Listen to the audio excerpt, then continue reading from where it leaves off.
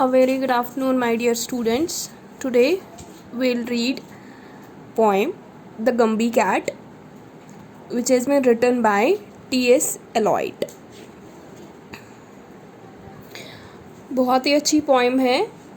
इसमें एक गम्बी कैट के बारे में बताया गया है कि what she is doing in a family, कैसे वो मैनेज करती है चीज़ों को. Now I'll start reading. You just need to listen. If you have any query related to the topic, you can ask me at the end of the poem. Now I'll start. I have a Gumby cat in mind. Her name is Jenny Any Dots. Her coat is of tabby kind with tiger stripes and leopard spots. All day she sits upon the stairs or on the steps or on the mat.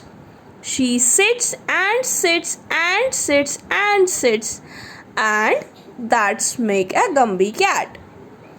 Poet कहता है कि मेरे मन में एक गम्बी cat का ख्याल है जिसका नाम जेनी एनी डॉट है. उसका जो कोट है यानी चमड़ी है वो टाइगर के स्ट्राइप से और लेपर्ड के स्ट्राइप से बनी हुई है. All day she seats upon the, वो पूरे दिन सीढ़ियों पर बैठी होती है, स्टेप्स पे बैठी होती है या मैट किसी गलीचे पे बैठी होती है. शी सिट्स, वो बैठी रहती है जिससे वो एक गम्बी कैट बन जाती है. But when the day's hustle and bustle is done, then the Gumby cat's work is but hardly begun. जब दिन का पूरा काम लगभग जो काम है वो ख़त्म होता है, बहुत ही हस्टल बस्टल से ख़त्म होता है, तब कहीं जाकर इस गम्बी कैट का काम शुरू हो जाता है. यानी जब पूरे दिन का काम ख़त्म होता है काफ़ी मशक्क़त के बाद, तो इस गम्बी कैट का काम जो है वो बड़ी मुश्किल से शुरू होता है. And when all the families in the bed and asleep, she tuck up her skirts to the basement to creep. जब पूरा घर सोने के लिए अपने बेड पे चले जाते हैं, तब ये गम्बी कैट अपनी स्कर्ट को ऊपर खींचती है और बेसमेंट में जाती है. यानी जो घर का बेसमेंट एरिया है वहाँ जाती है. She is deeply concerned with the way of mice. Their behavior is not good and their manners not nice. अब जब वो बेसमेंट में जाती है वो देखती है कि जो चूहे हैं घर के वो बिल्कुल भी डिसिप्लिन नहीं है, उनमें किसी किस्म का अच्छा बिहेवियर नहीं है. वो चूहों के प्रति बहुत ही कंसर्न होती है. So when he has got them lined up on the matting, she teaches them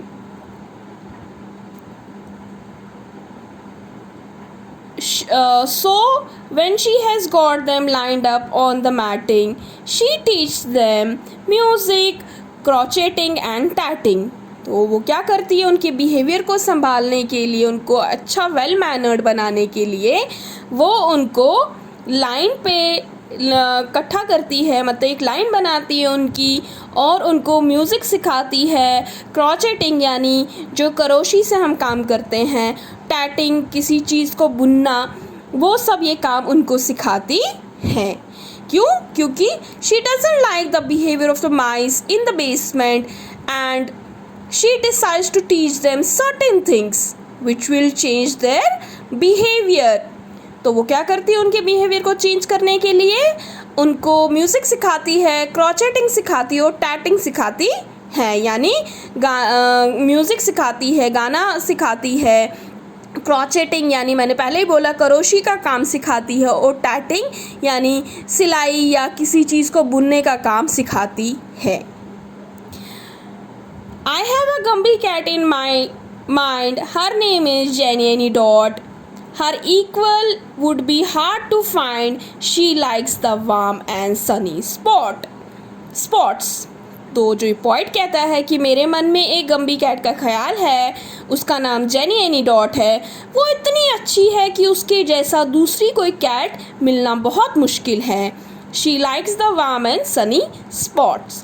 उसको गर्म जगह पर बैठना, उसको धूप में बैठना बहुत अच्छा लगता है. मतलब she always sits near the hearth to keep herself warm and comfortable. वो अपने आप को धूप में रखना और गर्म जगह पर रखना पसंद करती है. उससे उसको गर्माहट और कंफर्टेबल का एहसास होता है. Now I will turn the page.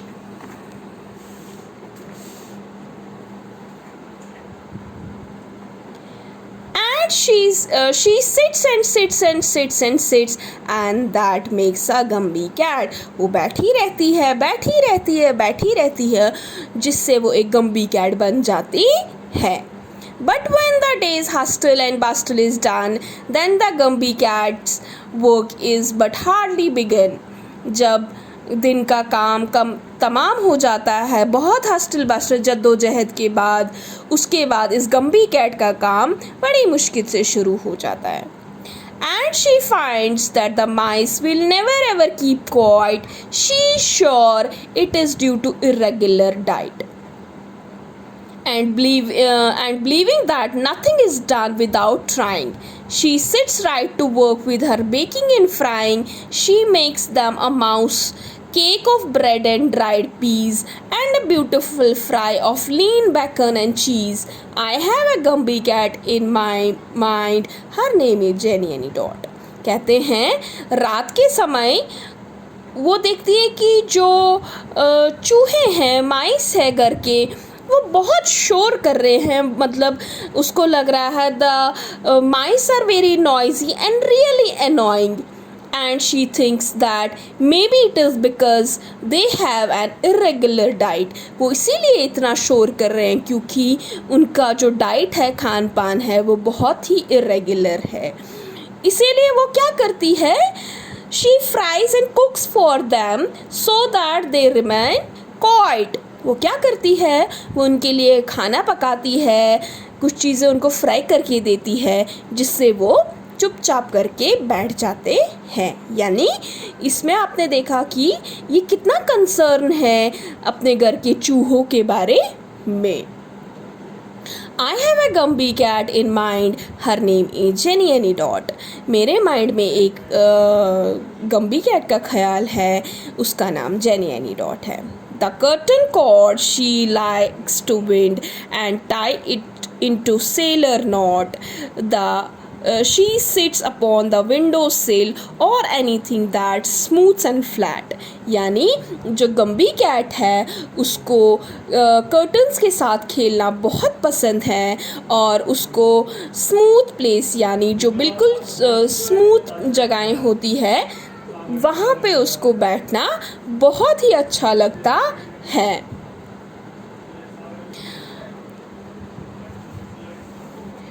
She sits and sits and sits and sits and that is what makes a Gumby cat. वो बैठी रहती है जिससे कि वो एक गम्बी कैट बन जाती है. Now the last stanza is But when the day's hustle and bustle is done, then the Gumby cat's work is but hardly begun. She thinks that the cockroaches just need employment to prevent them from idle and want destroyment. So she is formed from that lot of disorderly loots, a troop of well-disciplined, helpful boy scouts with a purpose in life and a good deed to do. And she is even created a beetle statue. So for old Gumby cat, let us now give 3 chairs on whom well-ordered household depends, it appears. क्या कहता है यहाँ पे point? जो गम्बी cat है वो देखती है जो कॉकरोचेस है घर के, अब देखो माइस के बाद अब ये कॉकरोचेस के लिए भी बहुत ज़्यादा कंसर्न है। वो देखती है कि जो कॉकरोचेस है उनको तबाही, मतलब उनको तबाह होने से कैसे बचाएं। She finds out that the only way to keep the cockroaches away from any destruction is to give them employment. So she turned them into a Boy Scouts from disorderly louts and give them good deeds and employment for life. वो क्या करती है, वो इनको एक, वो भी जो कॉकरोचेस होते हैं वो भी क्या होते हैं, वो क्योंकि आप देखते हैं घर पे कॉकरोचेस होते हैं, वो घर में यहाँ वहाँ किचन में कबर्ड में हर जगह फैले होते हैं और वो तबाही मचाते हैं, हमारा फूड स्पॉइल करते हैं। वो कहती है कि ऐसा क्या किया जाए कि जिससे इनको ये सब करने से रोका जाए। वो इन सबको एम्प्लॉयमेंट देती है, काम देती है और उनको क्या बनाती है, एक मतलब she turns them into boy scout from disorderly louts. वो उनको एक बॉय स्काउट बनाती है जो कि एक मतलब लाउड्स यहाँ पे मतलब हो गया रूड एंड वायलेंट यूथ। वो एक रूड और वायलेंट यूथ की तरह यहाँ वहाँ भटकते हैं, तो वो उनको एक एम्प्लॉयमेंट देती है। ठीक है, तो at the end of poem ये क्या कहता है, so for old Gumbie cat let us now give them 3 cheers. चलिए अब हम गम्बी, जो ये गम्बी कैट है, हम उसके लिए 3 तालियां बजाते हैं। On home well ordered house hold depends it appears. क्योंकि ये जो घर का, जिस घर में ये गम्बी कैट होती है उस घर का पूरा दारोमदार इस गम्बी कैट पर ही होता है। This is all about the poem. If you feel any kind of doubt related to the topic, you can ask me. Thank you. God bless you.